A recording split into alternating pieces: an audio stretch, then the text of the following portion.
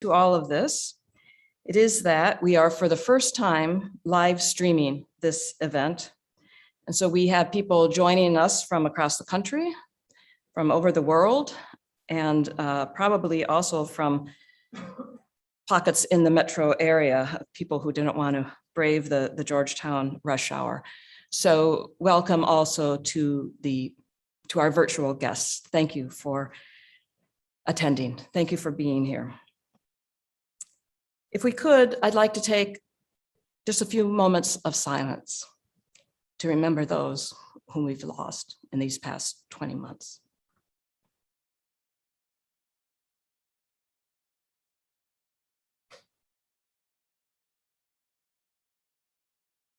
Thank you. This lectureship was established with three main objectives in mind: to honor leading scholars and celebrate their contributions to the field, to hold an annual public lecture on early Christianity that would bring together the academy, the general public, and various religious communities, and finally, to support both the study and the teaching of early Christian literature, history, and practice. On behalf of the university, Georgetown College, and the Department of Theology and Religious Studies, I'd like to thank Jay and Margaret Costan for this generous gift and for their ongoing support. Thank you so much.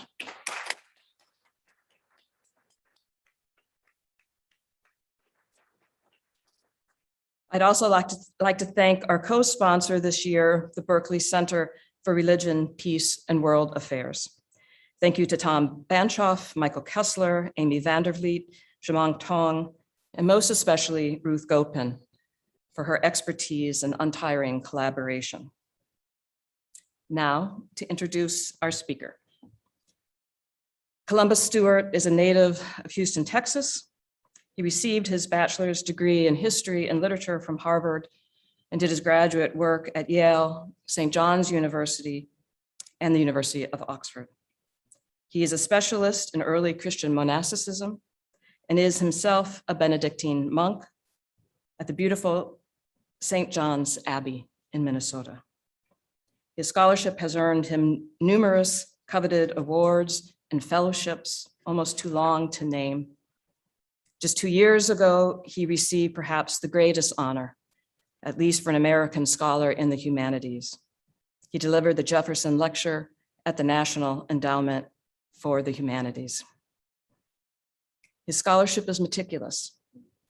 He is steeped in the primary texts as he engages the history of interpretation. He challenges preconceptions as he invites us, his readers, to allow our minds, quote, to travel more widely and to dwell with the self. He's very much a scholar's scholar. I will leave it to his brothers to say whether he is a monk's monk, but I might venture to suggest that he is a monk's scholar, in that his scholarship begins and ends in listening. In his Jefferson Lecture, which I encourage you to watch online, it's really quite marvelous, he spoke of the humanistic principle, quote, that to understand people of different cultures with different beliefs, we must listen to their own voices, unquote. This brings me to Professor Stewart's other job as executive director of the Hill Museum and Manuscript Library, or HIML, at St. John's.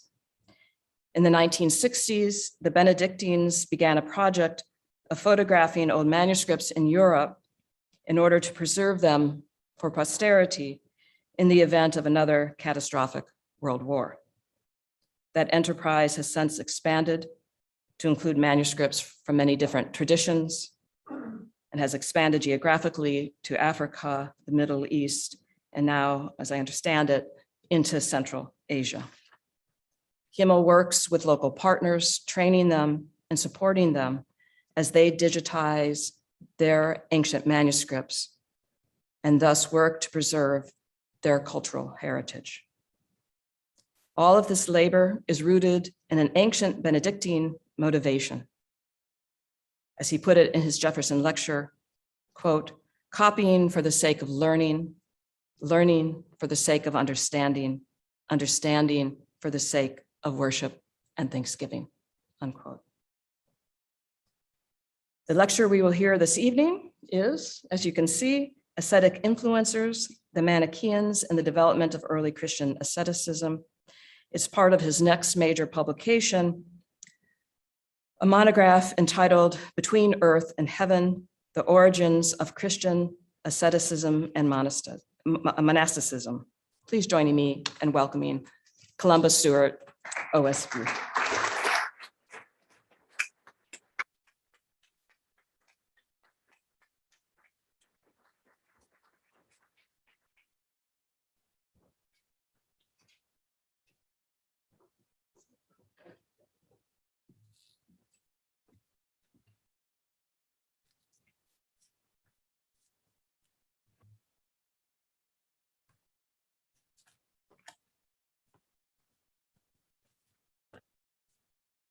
Good evening, everyone. It's wonderful to be here.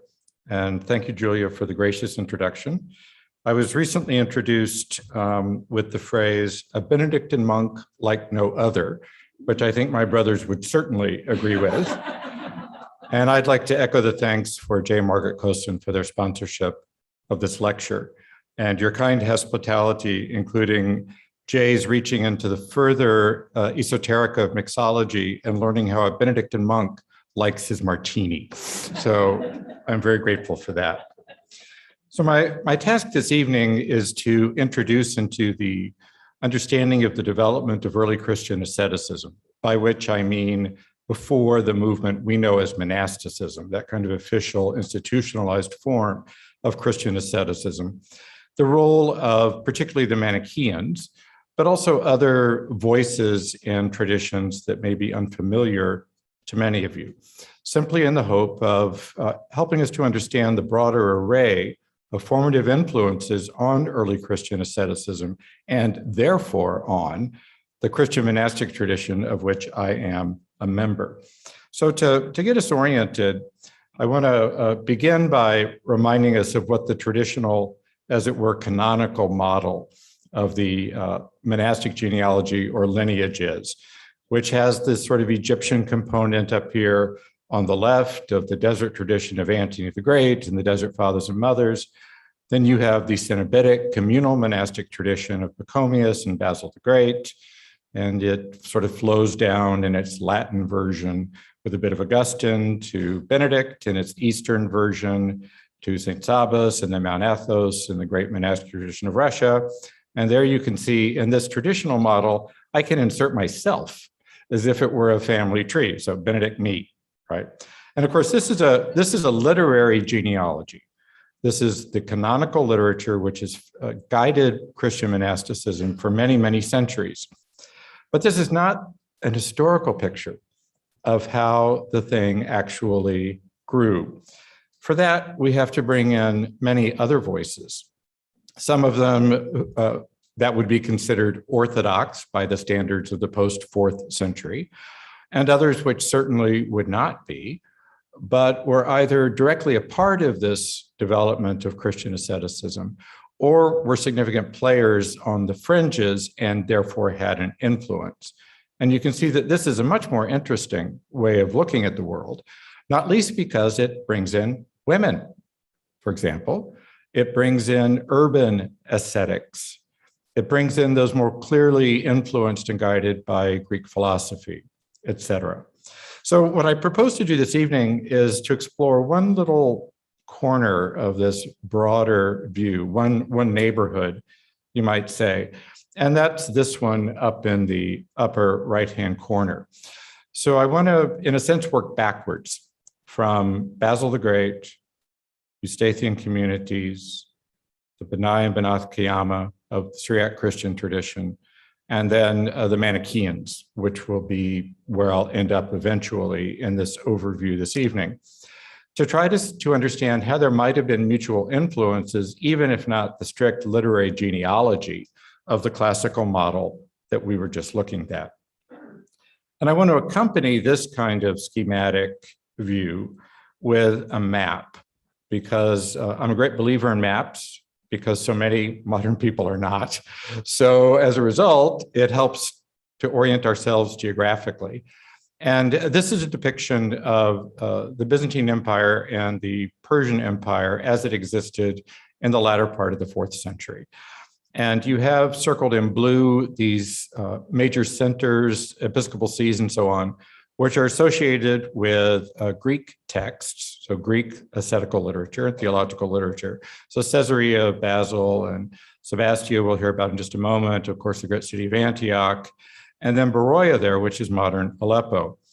And then as you move to the east, you move into more purely Syriac territory. Now, Syriac is spoken all over the place here, but in terms of the literature produced from some of these regions, as you get to places like Edessa and Amida and Nisibis, and then over to Nineveh and Arbela, this is the heartland of Syriac literature. And so this is that Mesopotamian realm that is so important for what I'm going to be speaking about this evening. And just one last comment about geography. We see maps like this and we see the former place names, and we don't always connect the places of the past to the present living communities and situation of these locations. And just a reminder, did I go the wrong way? Yeah, here we go. So there's Aleppo, Amida Diyarbakir, which is the flashpoint for the Turkish-Kurdish troubles of recent years. Nineveh of the prophet Jonah is Mosul. And then the ancient town of Arbela, with all of its many archaeological layers, is Erbil, the capital of the Kurdish autonomous region of northern Iraq. And again, a very contested bit of geography. So this is just to say that I don't think we should confine our study of history purely to the past, but we always need to keep in mind the communities that hang on there, many of them continuing some of the traditions that I'll speak about this evening. And many of those communities, of course, are in really grave distress at the moment for a variety of reasons, which we could talk about perhaps in the discussion. So let's march on. Actually, I'm going to go back to that map before I start showing you a manuscript or two. And we're going to begin by talking a little bit about the trajectory of Christian asceticism from a kind of domestic framework to a communal framework, and where that began to emerge in the surviving literature. Remembering always that what we have is a fraction of what there was in terms of literature. And so we are trying to assemble pictures of complex historical developments, having only a few of the pieces of the mosaic or the puzzle, which means that anything that we claim about early Christianity is provisional at best, only to be completely modified or overturned by the next discovery of a textual or archaeological resource, which adds to the picture. But having said that, we do have certain times and places, what I've sometimes called observable moments, where we have a critical mass of literature, ideally from more than one voice, which allows us to get at least a taste of what the particular culture was, the intellectual culture, the ascetical culture, you name it. And one of the places where we have that is, so back to the original map, is Asia Minor, and particularly that sort of northeastern part of Asia Minor, so associated in the canonical tradition with Basil the Great, but as I want to argue, really dependent for the ascetic inspiration upon Basil on another tradition, which is one of those eclipsed on the family tree for the kind of political and doctrinal reasons which become so prominent in the later 4th century. So, very quick thumbnail sketch. Claim one, Christian asceticism was there from the beginning because Christians got it from the Jews, from sectarian ascetic Judaism at the time of Jesus, and also from philosophical traditions which had strict discipline for the pursuit of insight and knowledge. So that's the first thing to realize. It's not an exclusively Christian invention. And it also, I think, is baked into Christianity from the beginning in one way or another. Secondly, asceticism was originally, and indeed to this day, often an anonymous enterprise. So it is not necessarily lived in established, recognizable institutional forms. There have always been holy men and women who who lead a life of a particular asceticism, whatever that may be, whether that's one of poverty or whether that's one of celibacy or dispossession. But there have also been, from the very early days, people recognized for their particular devotion to prayer and fasting. Holy widows, more and more evidence in the early decades of the church for people who chose to remain virgins rather than marrying for life, men as well as women. This wasn't simply a female phenomenon, although often we think that the literature of virginity in early Christianity is only for and about women. That's actually not true. But the way in which it was typically lived early on was in a family home. Now, that tells you right away that if a family could afford to have a child who doesn't marry and lives in the home as an ascetic, they at least have some means, because they don't need to enter the marriage market for the sake of economic or social advantage, whether it be the son or the daughter. And they can afford to feed a person who will not be engaged in normal sort of worldly secular activities. And we begin to see treatises written about and for this domestic asceticism, both encouraging the people who undertake it, as well as admonitions and guidance for the parents who weren't really sure about this thing that their children wanted to do. And that, of course, is a phenomenon that continues to the present day, although perhaps not about the practice of asceticism. Now, one of the most famous examples of domestic asceticism that we have is that associated with the family of Basil the Great. And many of you know the story because it's really been recovered in recent years, particularly as people have become more interested in the role of women in the development of early Christian asceticism, particularly in the powerhouse, which was Basil's sister, Macrina, who at a critical point in the family history when the father had died and the mother was sort of at loose ends, not knowing what to do, said, "We're going to become an ascetic household." And then they sort of relocated the family to their country retreat. It's always convenient to have a ranch, as we say in Texas. So they repaired to the ranch. And it is there that they gradually converted their family home from being not only members of the family leading some kind of dedicated ascetic life, but also telling the servants one morning that they're now going to be ascetics too, which probably was a minimal disruption in their way of life, unfortunately. But for whatever reason, well, they had to, I suppose, go along with it. And then various others started to join and so on. And people have sometimes thought this is kind of a big bang moment in the development of asceticism. But of course, the effort of Macrina and the other members of the family did not come out of nowhere. In fact, they were putting into practice in their particular family location a form of asceticism that had been developed by a family friend. And this is the controversial Eustathius, who lived from around 300 to 377, who was an ascetic leader and later bishop in Sebastia, the principal city of Asia, Armenia Minor. And there you see Sebastia circled on the screen. He frequently had to travel from his diocese to Constantinople for business in the capital. And because this was an affluent, pious family with an impeccable Christian lineage, this was the sort of place that an enterprising bishop would make a point of stopping at, because these clearly are people who could be patrons in the life and growth of the church. And it just so happened that the family estate was right at one of the turning points of the road heading up to Constantinople. And there are hints in Basil's letters that Eustathius was a regular visitor to the family home from the 340s on. So very formative in terms of the childhood of the members of the family. Now, he was a very complicated figure, Eustathius. And it may be one of those cases that it wasn't his own fault, but he's one of those people who somehow always got in trouble for one thing or another, even if he didn't intend to. And one example would be the fact that he grows up in Sebastia, his father's the bishop.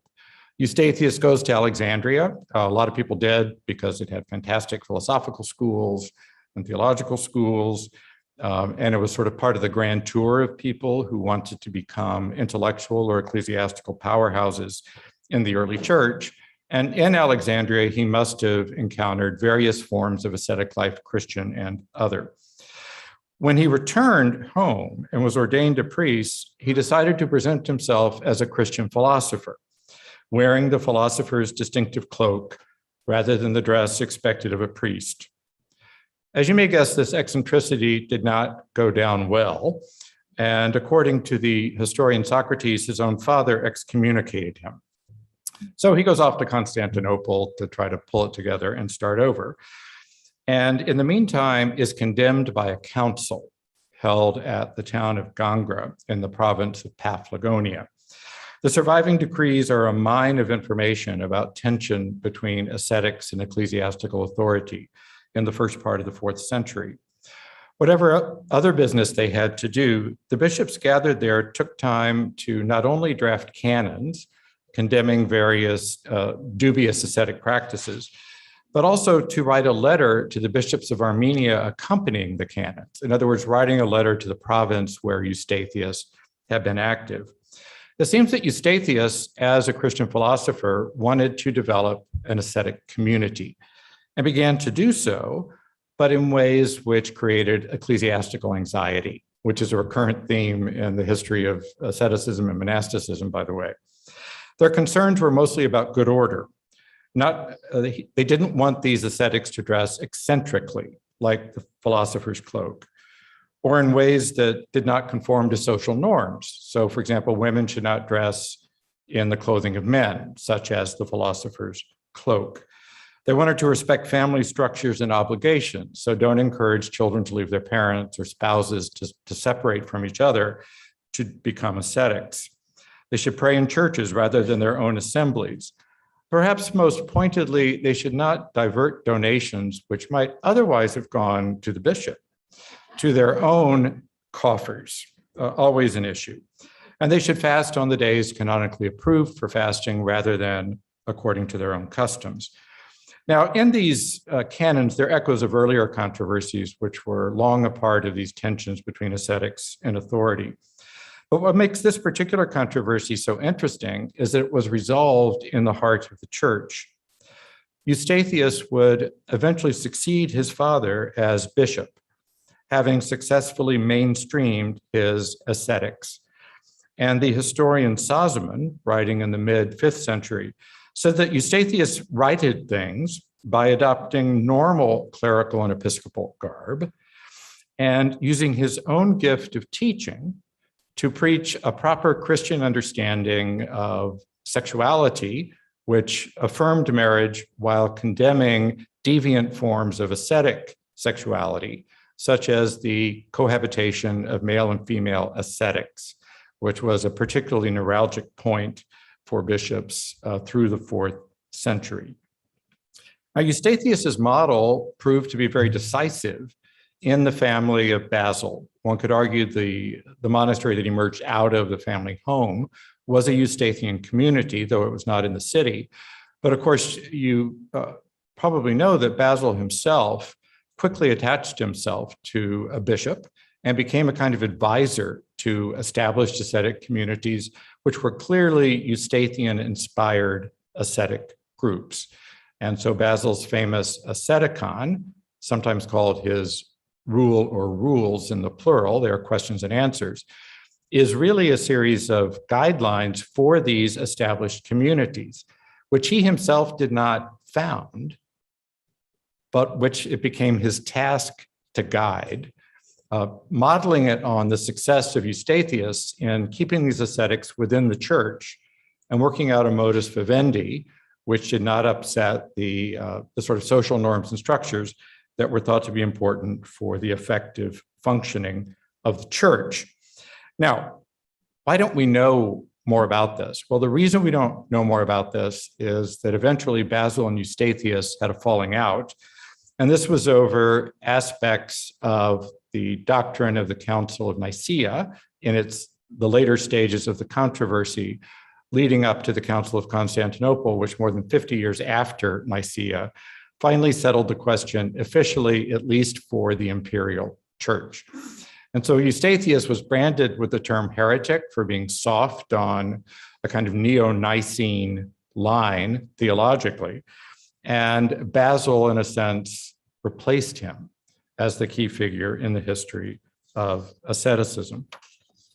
Now, we have descriptions of how these communities live, but you can sort of imagine they're living in towns and villages, they're wearing simple garb, they're praying together, they're fasting, they're doing works of mercy and service.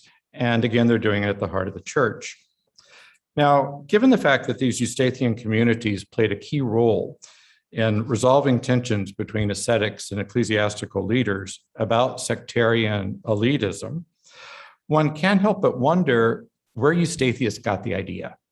Was he the one who invented this kind of asceticism, lived at the heart of the church, or was he inspired by another ascetic tradition? Now, I mentioned that he went to Alexandria to study, and he would have met various kinds of ascetics there. But just like Basil, who made the same journey, there is nothing in Eustathian asceticism or in Basil's ascetical writings which suggests any kind of obvious Egyptian influence. So from that kind of nascent Egyptian monasticism associated with Antony and others. So what I want to suggest is that given the lack of obvious other influence, we need to look in another direction, to the east, for possible parallels. And I want to suggest that Eustathian communities more closely resemble and arguably inspired by the ascetic forms of Syriac Christianity. In Mesopotamia, from the late 40s CE, multiple texts mention and describe what were called sons and daughters of the covenant.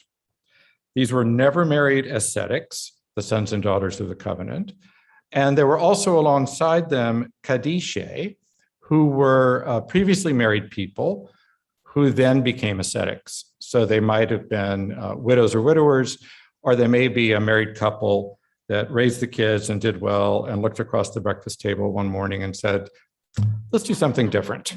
So we're going to be ascetics now. And this was actually quite common in early Christianity. And, I think there's a certain obvious appeal.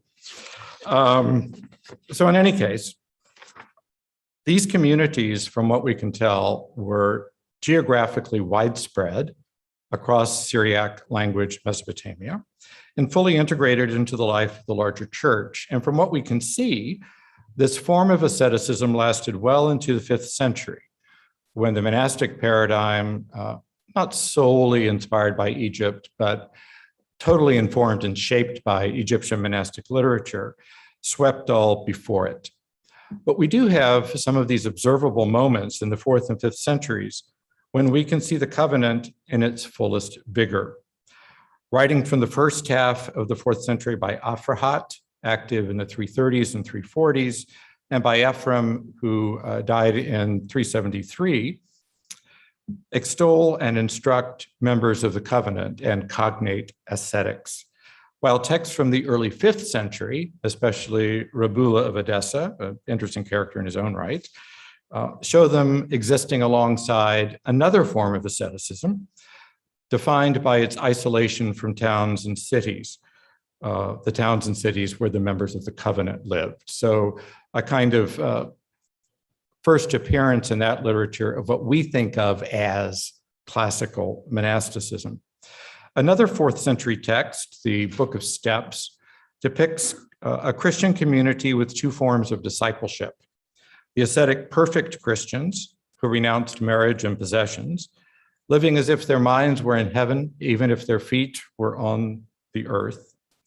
And then, on the other hand, the just or righteous Christians, the householders who provided material support for the perfect ones. The author mentions the covenant, the sons and daughters of the covenant, incidentally and respectfully, though he seems to be writing for another kind of ascetic community that observed that kind of distinction, in his case, the perfect and the just. But of course, these were not the only ascetics in the region, and this is where we can start to turn toward my main topic. The Marcionite church, for example, with its core of celibate members, was a major force in this region. And this goes right back to the 2nd century. And the teachings of Marcion, whom everybody learns in history of theology is the guy who wanted to throw out a lot of the New Testament because he was very afraid that it was tainted by Jewish influence. And also he was a dualist and didn't like anything that suggested a goodness of a creator or material creation. And so we think he had his moment and then just sort of vanished in a puff of smoke, like any of the diabolical forces that we are taught about in those traditional surveys of heresy and orthodoxy.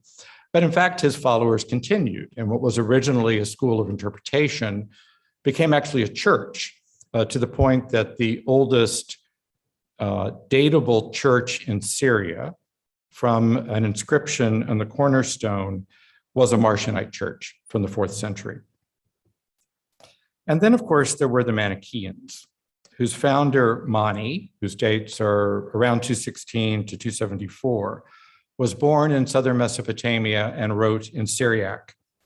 His movement, inspired in part by Christianity, but based also on his own mythic cosmology and radical dualism, was composed of the elect, celibate ascetics, famed for their fasting and their strict diet, and the married hearers who supported the elect financially in exchange for spiritual benefits. And the Marcionites had the same thing. The core of their movement were celibates. Again, they may have been people who never married or people who became ascetics after marriage.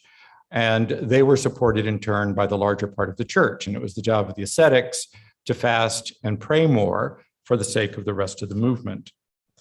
Could Syriac Christianity's model of the covenant, or the book of the steps with the perfect and the just, be explained by contact and competition with Marcionites and Manichaeans? So before we turn to that, just to underscore the significance of the Qiyamah, the covenant, and so that I can hold my head high and say I did actually refer to manuscripts, since that is my day job, is working with manuscripts. I just want to suggest something very interesting from a very famous Syriac manuscript that helps us to understand the centrality of the covenant for Syriac Christianity. And that's from accounts in Syriac literature of those martyred within the Roman Empire before 313, and most especially those who suffered during the lesser known, but even more savage suppression in the Persian Empire under Shapur II and his successors. And this began right around the time that the persecution in the Western Empire ended. Sons and daughters of the covenant, as well as the consecrated ones, those Kadishae, the previously married ascetics, are regularly mentioned in the lists and acts of the martyrs, identified by rank, just like the clergy. So, for example, here we have this one. In the final leaves of the oldest known dated Syriac manuscript, written in Edessa in 411. Now, bracket, for those of you who don't work with manuscripts or Christian manuscripts, this is really, really old. All right, so just so you understand, we don't have a lot of stuff from 4th century. And many of our oldest Christian manuscripts are in fact Syriac ones. So in the final leaves of this manuscript, there is a list of martyrs from both the Roman Empire and the Persian Empire. The Western list was translated from a Greek source of the mid-4th century, perhaps compiled at least in part by the great ecclesiastical historian Eusebius. In that Western list, only the names of clerics have an indication of rank or office. There is no mention of ascetics. But the Syriac appendix lists the clergy, so bishops, priests, deacons, subdeacons. Then it lists by name the various sons of the covenant, sons of the covenant, the faithful ones, consecrated ones, male, then the daughters of the covenant, and the women. And so in this list, you sort of zero in. And this, by the way, is a page of the manuscript that was left behind in Egypt when the British went shopping in the 19th century and took all these fantastic Syriac manuscripts to London. And this was identified by the great Sebastian Brock, my Syriac teacher, and Lucas von Rampai, and reunited with the rest of the manuscript in the British Library. And we know from the rest of the manuscript in the British Library when it was written, and this fragment supplies us the list of people with their identification by rank. And we find this throughout accounts of the martyrs in the hagiography of the period. You find them identified by their ascetic rank, just like bishops, priests, and deacons. Now, our access to this early form of Syriac asceticism was really made possible only in the late 18th and 19th centuries by the Syriac manuscripts brought to Europe during that period from the famous monastery of the Syrians in Wadi Natrun in Egypt. If you want to keep a manuscript in great condition for centuries, take it to Egypt, because the climate is perfect for preserving manuscripts. And by this sort of extraordinary stroke of luck, there was a Syriac language community living in that monastery for many centuries. And they had abbots who were bibliophiles and shoppers who would go back to the homeland in Mesopotamia, places like Edessa and so on, and they'd come home with manuscripts, much like the abbots of my community in the early 19th and 20th, or the late 19th and early 20th centuries, when they went off to Rome for abbots meetings, would come back with crates full of manuscripts. And this becomes the basis of what today is our very interesting rare book collection. Now, the origins of this tradition are lost to us. In the writings of Afrahat, a very well-known and very interesting early Syriac author, who wrote in the 330s and 340s, we see the Qiyamah, the covenant, fully formed, and there is no backstory for it. This is not unusual in early Syriac literature because so much of it has been lost. We have no surviving texts from the crucial century celebrating the first well-known Syriac author, Bardaisan, who died in 222, and then Afrahat more than a century later.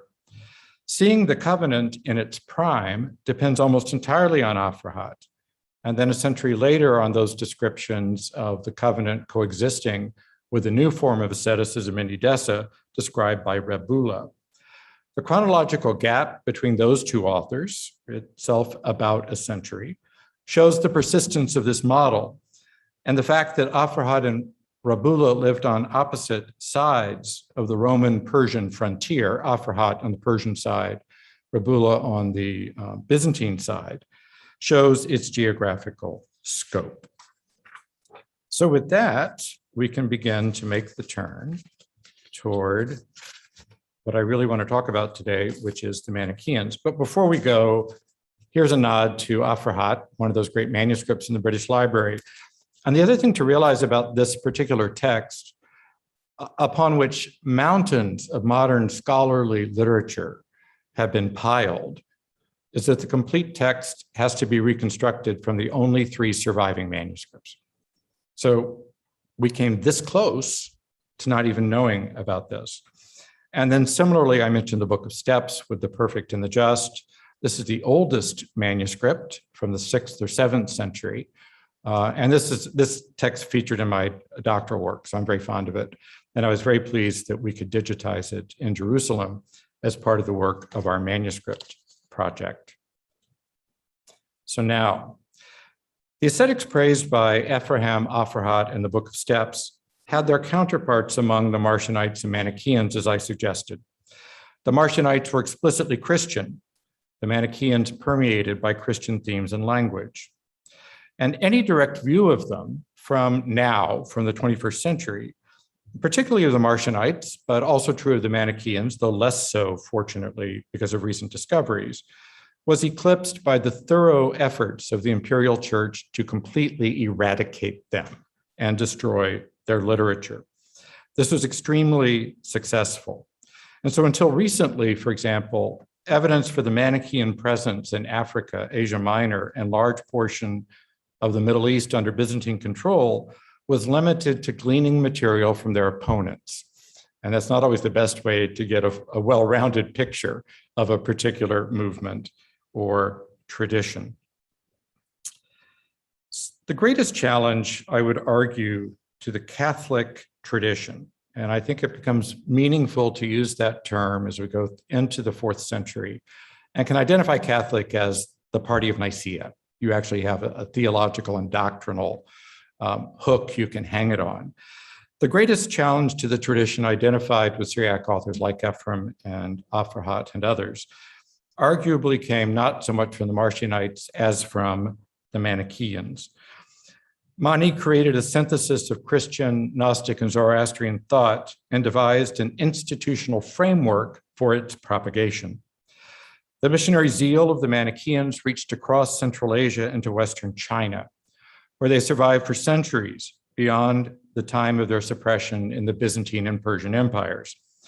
The Manichaeans are most familiar probably to you from the young Augustine's fascination with their teaching, part of his lifelong struggle with dualism. The industry with which he later fought them cannot be explained simply by his personal chagrin or embarrassment, but rather the Manichaean solution to the problem of the existence of good and evil, and therefore of life and death, evidently had great appeal. Because of their dualistic beliefs, both Marcionites and certainly Manichaeans, as we can tell from the literature, placed asceticism and particularly celibacy and dietary regulation at the very heart of their religious practice. And they also managed to create confusion among the faithful of other Christian groups who did not always follow the theological side of the equation and could so easily be impressed by the ascetic accomplishments of these movements. So, for example, around 350, we find Cyril of Jerusalem, in Jerusalem, warning the traveling catechumens that when they go to a town or village and it comes up to be Sunday and they inquire for the house of the Lord to know where to go, they might easily be directed to a Marcionite or Manichaean church. So this is how it read on the level of many of the faithful at the time. And I'll say more about that in just a moment. So the Manichaeans. Until recently, Manichaeanism seemed like the dark matter of the 3rd and 4th century. It was everywhere. We can tell from the impact it made on theologians and church authorities, but it was impossible to observe directly, despite the abundant evidence of its indirect presence. Apart from scraps containing a few words, none of the original writings of Mani survived the extinction of the movement in its Mesopotamian homeland. The so-called Manichaean version of the Syriac script that Mani used, perhaps invented, though almost entirely lost in his original writings because they were in the area where Manichaeism was so effectively effaced, lived on for its use in a variety of languages in Central Asia. So here's the man himself. Evidence suggests that he was very handsome and aware of that, and this was part of his charisma. And you can see him depicted in a very Persian representation with the kind of Persian hairstyle and beard. It's been argued by Susanna Galashi, who's a art historian, that this crystal seal now in Paris is Mani's own seal that he would have worn and then used to seal documents. And the inscription around the edge and a slightly eccentric Syriac spelling of the name of Jesus has Mani's common identifier, Mani, apostle of Jesus Christ. In the early 20th century, troves of Manichaean literature were unearthed in Egypt and along the Silk Road into Central Asia and Western China. And in the 1960s, a tiny, and by tiny, I mean tiny, 4.5 by 3.8 centimeters, it's been described as the smallest known Greek codex. I mean, this is smaller than pocket size, right? Smaller than your phone. This manuscript surfaced in the Egyptian antiquities market, which is the notorious source for many of our early Christian texts from that region. And this manuscript contains a life of Mani in Greek. And it's particularly interesting because it has extensive quotations from his otherwise lost writings. So thanks to the Mani Codex, which as you can see had to be extensively restored, and then it was photographed, and then it was published, in that sort of, actually it was more rapidly published than is typical for Manichaean literature, some of which didn't get published in time before it was destroyed or lost in World War II. But this has completely changed our understanding of Manichaeism because both the life of Mani in the Cologne Mani Codex and in other Manichaean literature, not by him directly, but by successive generations of his followers, found in various parts of Egypt, clearly anchor him in a broadly Christian framework, heavily influenced by the apocalyptic tradition of the Enoch literature of intertestamental Judaism and other Christian movements like Valentinian Gnosticism.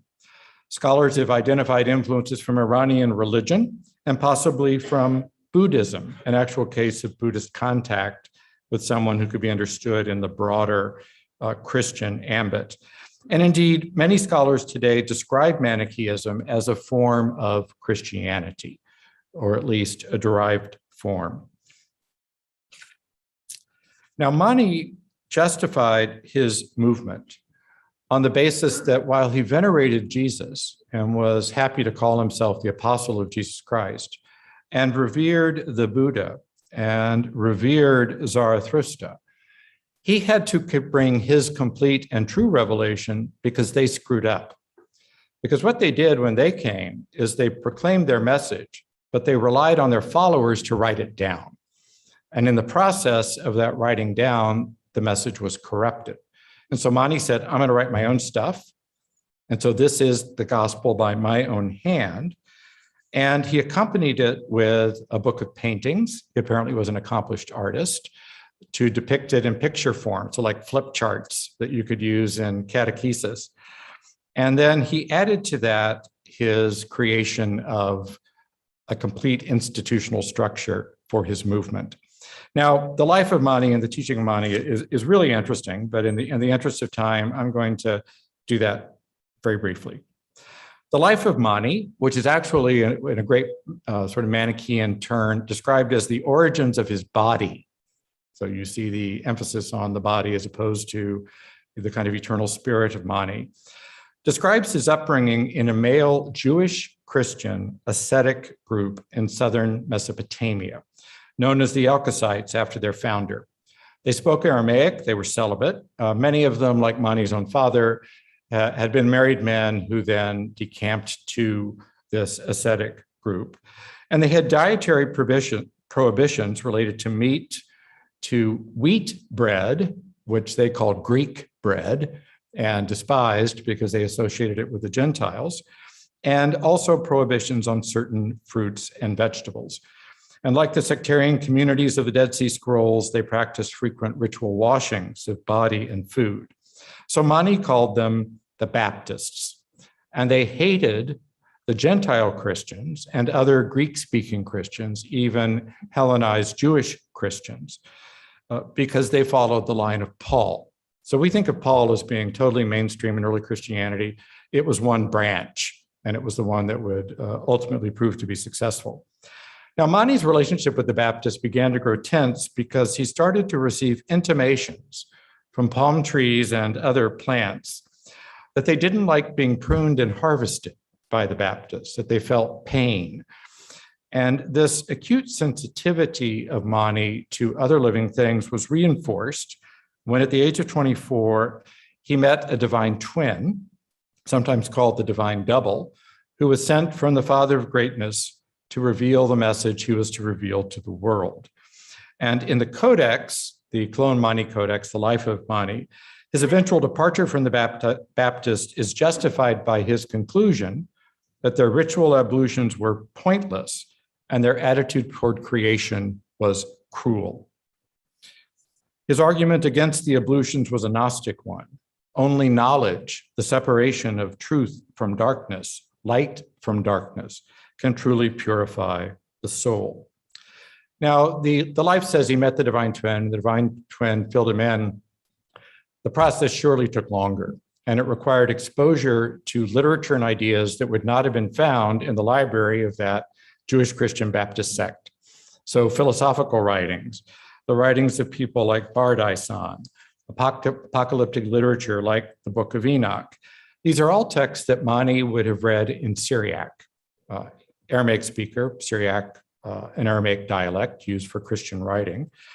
And gradually we see a shift in his focus toward the north to places like Edessa.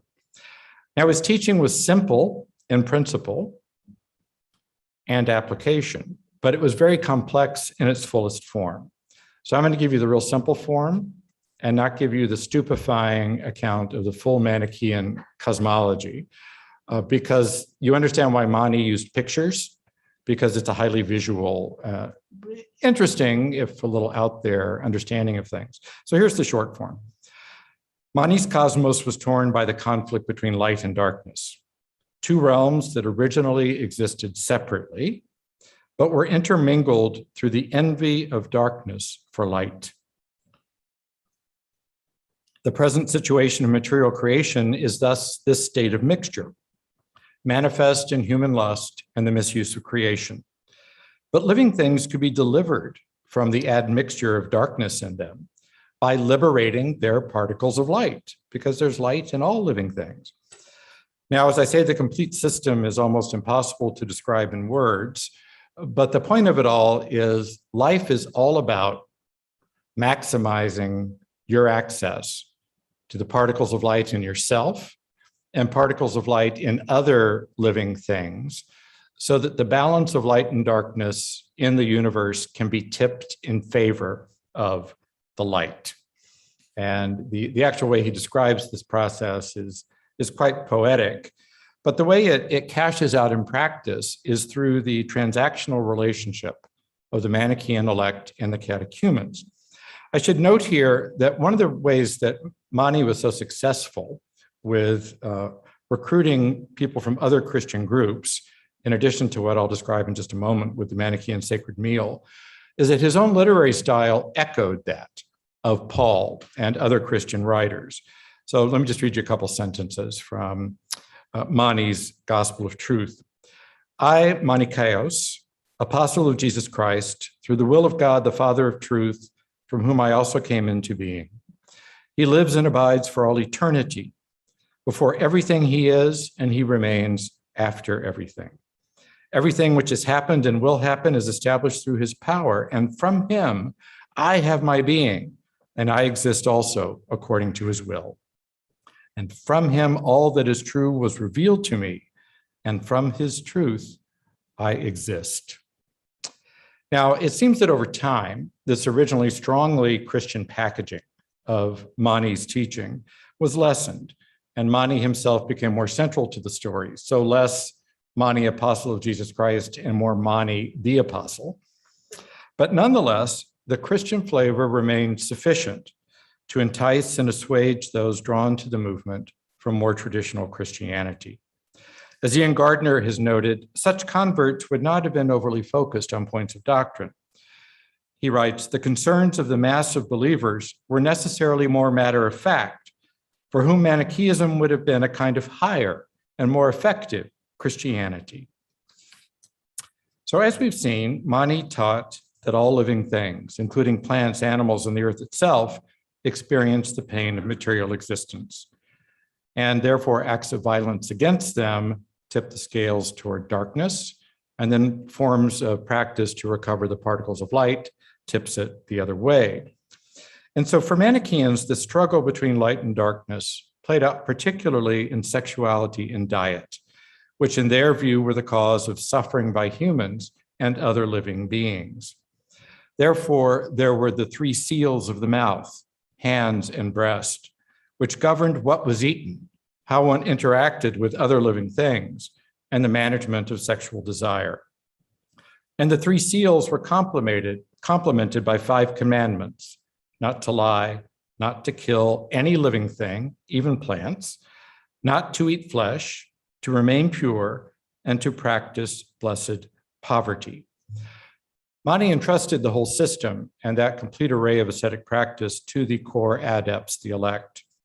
Only they, after all, could perfectly perform the seals and commandments. Support for them, for the elect, and indeed the practical economy of the movement depended upon the householders, the catechumens.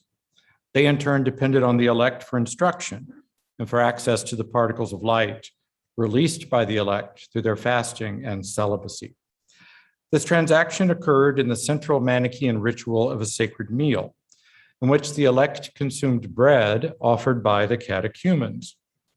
Now, obviously, the analogy with the Christian Eucharist is quite imperfect, but for many converts drawn to the message, the echo of a familiar rite was sufficient.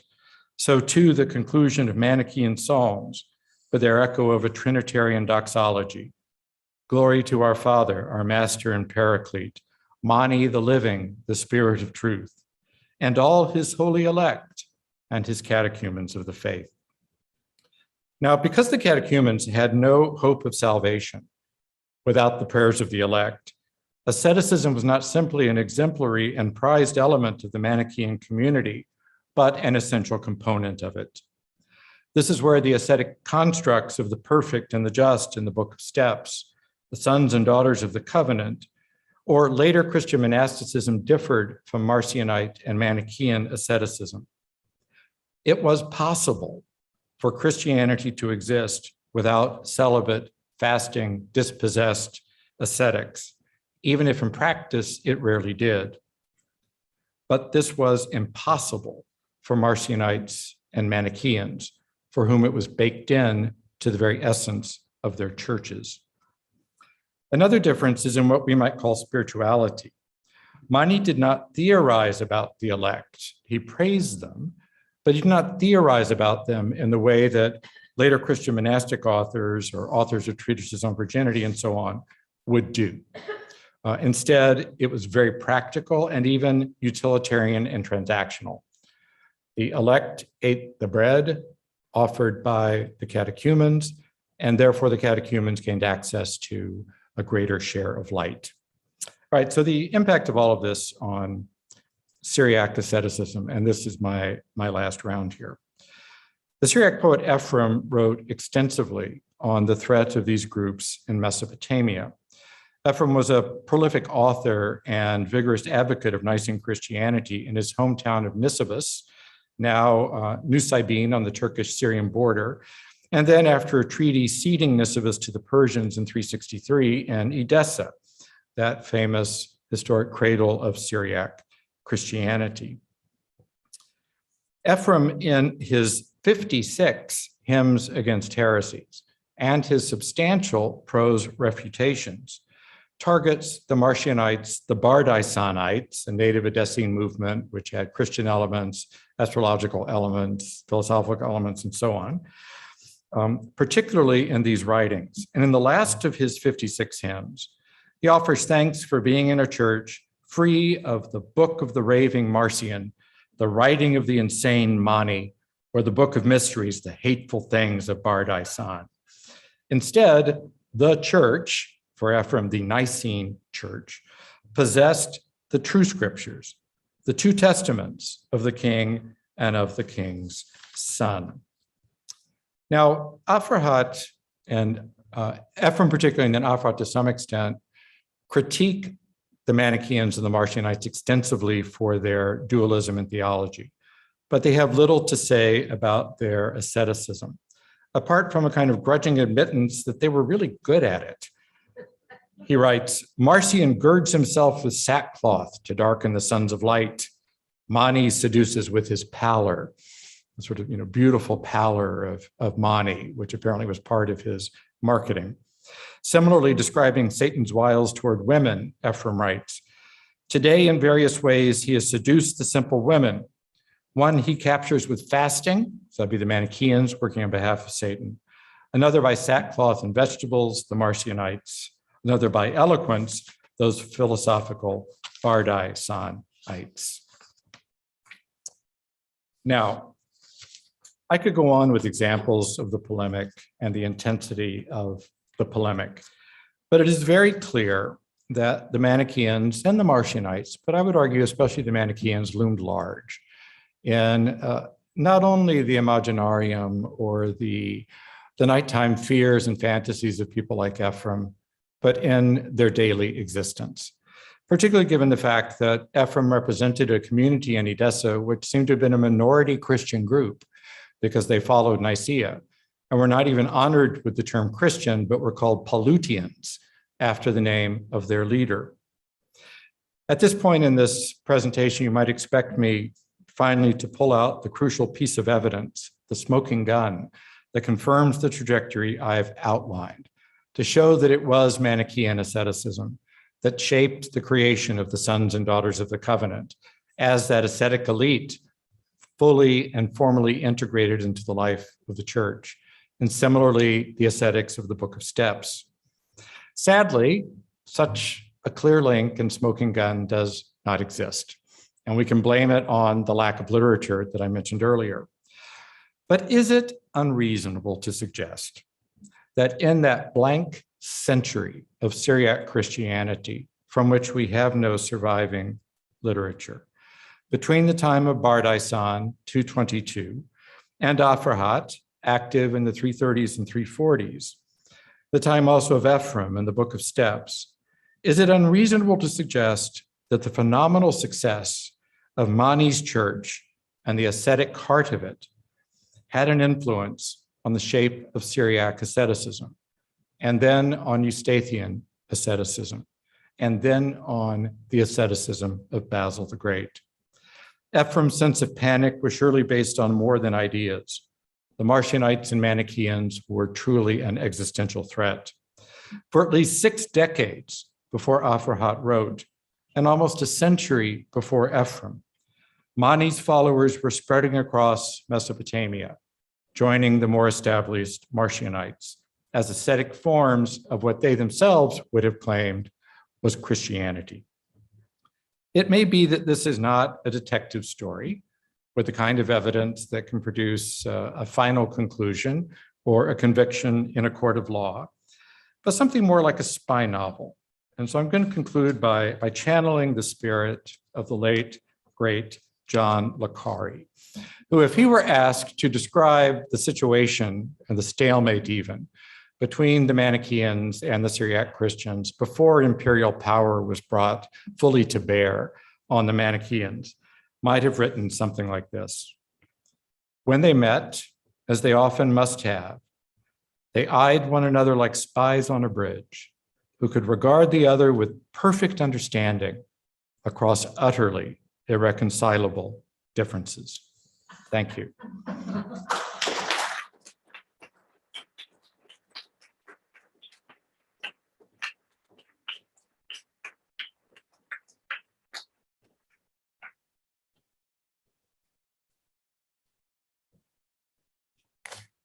Okay, I think we're going to do questions. You're going to say a few words. All right. So thank you so much. So we're going to take questions. We have, because of COVID protocols, it's safer rather than pass the microphones if you could go to one of the 2 stationary microphones. If you're not mobile enough to do that, raise your hand and we will have someone bring you a microphone. And if you could please tell us who you are, and as much as possible, keep your questions crisply put. That would be very welcome. And also afterwards, because I'm going to forget it after the Q&A, please join us for the reception. If you go out the main door and you walk past the first white tent, you will see a lovely esplanade in front of White Gravener with another white tent, and we will have drinks and food there to continue the conversation. So questions, please, at the microphones. Thank you.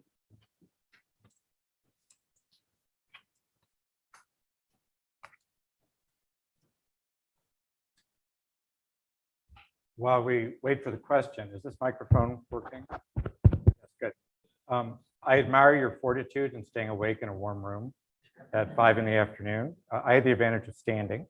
So I'm going to fan myself slightly and allow you to enjoy the surviving fragment of a Manichaean text in the original Syriac.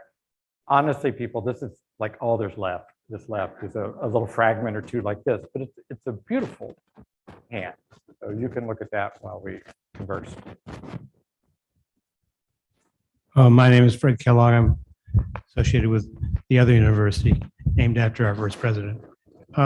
My question is, when Basil the Great's sister said, let's go to the ranch and become ascetics, what was the word that she used, and what is the origin? What is the first word that was used to describe among ascetics themselves and their practice, and was that word the same across the lands of the 4th century, perhaps, or the 3rd or the 2nd?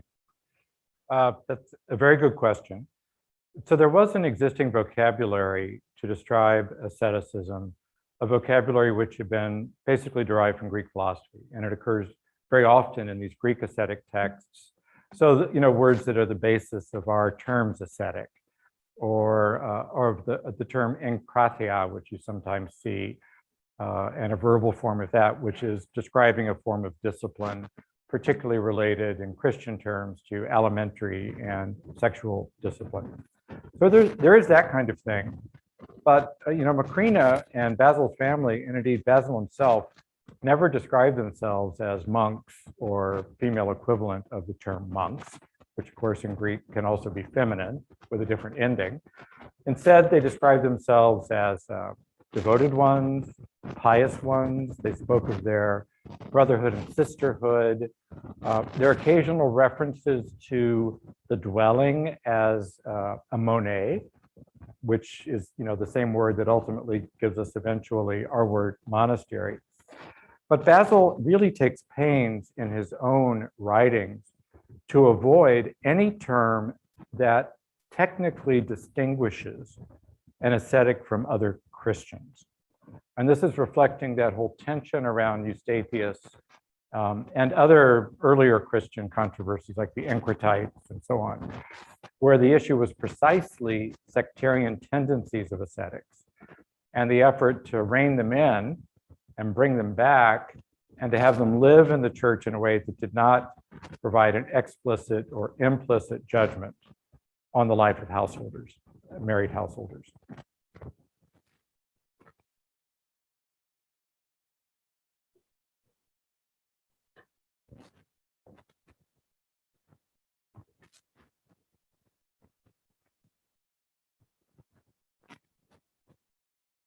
Thank you. Thank you for a splendid, splendid lecture. I'm Jane McAuliffe, currently with the Berkeley Center here at Georgetown.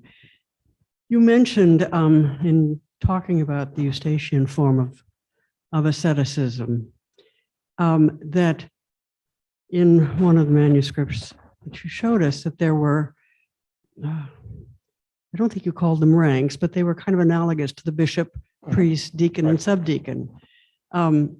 What were those categories, and did one move from one to another? Was it a graduated series of ascetical ranking? So this was in the Syriac text. Yeah. So, maybe that influenced the Eustathian, but the Syriac models were that the ascetic group consisted basically of two wings. So there were the never married ascetics, sons and daughters of the covenant, and they were like, slightly higher ranking. And then there were the previously married ascetics, the holy ones or consecrated ones. And so those are the terms that you find in these lists and these martyr accounts. And what's so striking about it is there's nothing like that on the kind of Byzantine or Western side, where ascetics have that formally recognized place in the church. There'll be like later texts which would frequently identify somebody as, monk or nun or something. But in this early period, this is very unusual. And it shows how well established and clearly recognized and delineated this ascetic element of the church was at the time. Thanks for that clarification.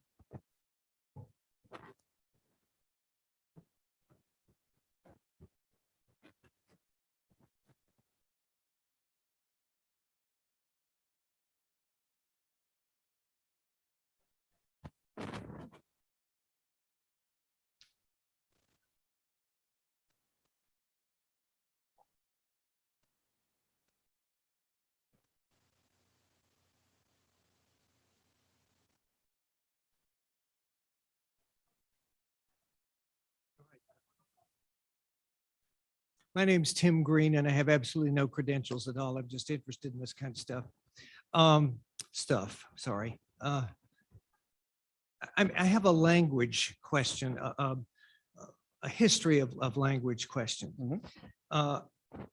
Did virtually everybody about whom we've talked tonight understand Greek, read Greek and understand Greek, or no? Were there other options? And The second half of the question is about Syriac and Aramaic. When or why did people write in Aramaic, and when did they write in Syriac? And what relation to that is that to the Is it the Peshta? Mhm. Yes. Okay. That's my question. Okay, so that's a good question. The issue of whether certain Syriac authors had a good command of the Greek language or literature is a controversial one. And there was an earlier tendency in kind of 19th century romanticized scholarship of Syriac Christianity to argue that it was a purely Semitic and biblical Christianity, untainted by the influence of Greek philosophy and Hellenism. Now, this is a little dicey given the fact that the New Testament's written in Greek. So that is a kind of irreducible problem if you're going to observe such a distinction. And there's been a lot of work done on, for example, obvious influence of Greek philosophy on Ephraim, who was always held up as a great example of the pure Syriac poet. Now, whether Ephraim himself could have access to some Greek, entirely possible. I don't know that it's been proven. I'm going to look at my colleagues here. I don't know that we have particular proof of it. But to give you an example, in Nisibis, where Ephraim was until he had to move to Edessa, in the church there, the Church of St. Jacob of Nisibis, there's a Greek inscription over the baptistry. And the date of it is 350s, 60s. I don't know. I'm looking at Robin, but maybe she doesn't remember. So, it's somewhere. It is still there. I've seen it myself. I've touched it and photographed it. And so there's an inscription in Greek on a church there. So there was a certain kind of coexistence, even if Greek may have been used on certain occasions by certain people, like the way our great civic monuments in Washington have Latin inscriptions. So it's a way of kind of signaling class and lineage, even if it wasn't the common language. So I'm not answering your question directly because it's a difficult one to answer. There's no doubt, however, that a generation later, people writing in Syriac were fully able to read Greek, translated Greek texts. There's this huge wave of translations of philosophy and theology and monastic writings. And so by that point, it's everywhere. So Aramaic and Syriac. Syriac is really just the dialect of Aramaic. Aramaic understood as the lingua franca of the entire ancient Near East. So, Palestinian form of Aramaic, which was written and used by Christians there. And then Syriac is the term used for the particular dialect of Edessa, which was written down using a new script. And so that was used to write this Edessene dialect, which was not originally a Christian invention, but rapidly became a Christian language as Christianity spread in the region. But if you know Syriac, you can read a lot of Aramaic texts fairly easily, even though they're often in Hebrew script, and vice versa, once you just get over the letter form. I'm Margaret Costan, and this follows to some extent on the last question. I had been trying to remember from 50 years ago when I studied Manichaeism, and I was thinking that the dualism had something to do with Gnosticism or Neoplatonism, that it was spirit and physical body. But it sounded, when you were talking, as though it really isn't that. It's light and dark. And when you talked about creation and the respect for creation, it sounded quite different from what I remember Neoplatonism to be. So I just wondered if you could sort of talk about that. Again, I think it comes back to what you're talking about, the Greek influence, but they seem to be two separate models. And I was thinking that they overlapped a little more than they seem to. I think they really are more or less the same, but there's no doubt that Mani preferred light and darkness. And it is a nicer way of talking about it. But the reality is that bodies, as material things, are heavy and dark. And though living things, because of the spirit in them, the spirit which can be also in plants and other living things, there is light in them by virtue of that. And then there's a whole, I spared you the full description of the Manichaean cosmology. But basically what it comes down to is that let's just stick with humans and not get into plants. Mani says that the reason that humans have bits of light in them is that the envious powers of darkness created a new creature, which is humans. And they patterned it after this kind of divine archetype. So it's not the image and likeness of God, but it's more or less that. And this was all part of their effort themselves to control light and therefore maximize their own advantage. And by virtue of that, either strategic decision or strategic mistake of the forces of darkness, we do have in us, by virtue of that archetype, this living spirit which has light. But the body itself is a problem, and sexuality is a problem because it perpetuates the corporality and the materiality of human beings. Now, the plant thing is complicated. So it seems that you can gently remove the fruit for the sake of liberating its own particles, but cutting things and uprooting things are what he found problematic. Now, this is another example of a sort of Manichaean purism or view, or purist view, which could only really be done by people who got all their stuff from somebody else. So, the hands of the elect were not soiled by pulling up a radish or harvesting the cucumber or, cutting the date, a bunch of dates off the tree. That was done by the catechumens. And then having done that thing as an act of reparation for what they had done necessarily for the sake of survival, then the elect would on their behalf liberate the particles. Now, Augustine mocks this because he makes fun of the Manichaeans for saying you should eat cucumbers and cantaloupes because they have more light particles. But actually, I think we kind of say the same, don't we? But, maybe not for the same reason. But he's inspired by Marcion and that creator-creation problem. So there's no doubt that there are strong affinities with that other dualistic model. One more? I'm sorry, can we continue the conversation at the reception? I'm so sorry. So thank you, Columbus Stewart, for a marvelous. Thank you, Julia Lamb.